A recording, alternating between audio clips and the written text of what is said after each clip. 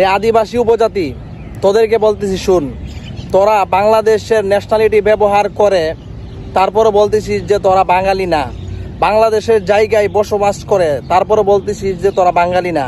এই পাহাড় পর্বত এগুলা বাংলাদেশের সম্পদ, ওই সম্পদের উপর তোরা বসবাস করতেছস, তারপরে তোরা বলতেছস যে তোরা বাঙালি না। সমুদ্র বন্দর চট্টগ্রাম এটা বাংলাদেশের সম্পদ, এটা তোদের বাপের সম্পদ না যে চট্টগ্রাম বাংলাদেশ থেকে আলাদা করে ইন্ডিয়ার হয়ে যাব। ইন্ডিয়ার হইতে চাস তোরা চট্টগ্রামকে তোরা বাংলাদেশ থেকে আলাদা করতে চাস না।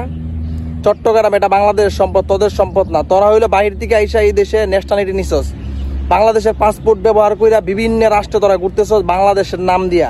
আবার তোরা বলতেছস যে তোরা বাঙালি না, আমরা বাঙালি।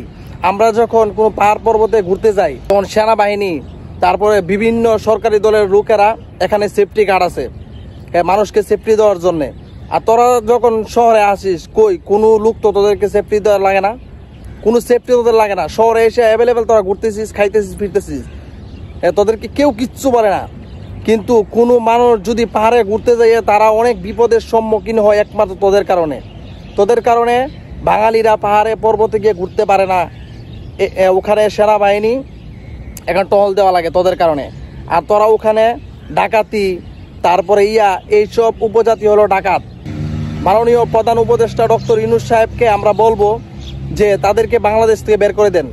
তারা বাংলাদেশের পাহাড় পর্বত থেকে যত পাহাড়ের যত জিনিস আছে, পাহাড়ের যত জীবজন্তু আছে, তাদের সব কিছু তারা খেয়ে ফেলতেছে।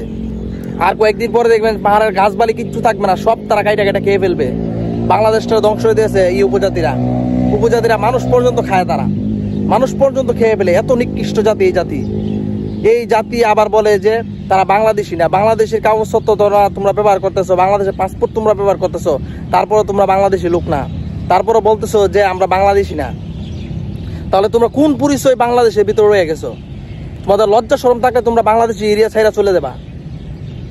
তোমরা বাংলাদেশের ভিতরে থেকে বলতেছো তোমরা বাংলাদেশি না। চট্টগ্রাম কি তোমাদের বাপের সম্পদ? চট্টগ্রাম তোমাদের বাপের সম্পদ যে তোমাদেরকে চট্টগ্রাম দিয়ে দিব? এদেরকে সেনাবাহিনী দিয়ে একবার করস পায়ে করে মাইরা নদীতে ভাসায় দাও, তাহলে ওরা শিক্ষা হইব। সালানা যুদ্ধের সময় বিভিন্ন দেশ থেকে আইসা এই দেশে পাহাড় পর্বতে বাড়িঘর বাঁধছে, বাঞ্জা বাংলাদেশের ন্যাশনালিটি পর্যন্ত তোদেরকে দিছে। বাংলাদেশের ন্যাশনালিটি পাইও তোরা বলতেছিস যে তোরা বাঙালি না। তোরা কোন দেশের লোক? তোরা বাংলাদেশে বৈশা বলতেছিস যে তোদেরকে আলগা করে দিত। বাংলাদেশের প্রত্যেকটা মাটি বাঙালি। এই দেশের এই চট্টগ্রাম এই দেশের মাটি তোরা কোন মুখে বলি যে এই দেশের মাটি তোদেরকে দিয়ে দিতে? এত সাহস তোদের কোথায় থেকে হয়? বাংলাদেশের খানা খেয়ে, বাংলাদেশের মাটিতে ঘুমিয়ে তোরা বাঙালির পরিচিতি তোদের লজ্জা হয়, তারপরেও আবার বলতেছি যে চট্টগ্রাম বাংলাদেশের অংশ তোদেরকে দিয়ে দিতে? ওহো, আবার একজন সেনাবাহিনী মেরে ফেলছে তারা, একজন সেনাবাহিনীও তারা মারছে, একজন সেনাবাহিনীর মেজরকে তারা মেরে ফেলছে। তাদেরকে ক্রস ফায়ার করে একটা গর্ত করে তারপর তাদেরকে মেরে ফেলে দাও। যে জাতি বাঙালির খাইয়া, বাঙালির লইয়া, বাঙালির স্থানে থাইকা যারা বাঙালির পায়ে কুড়াল মারে, তারা হলো আপনার খাল কেটে কুমির আনার মতো।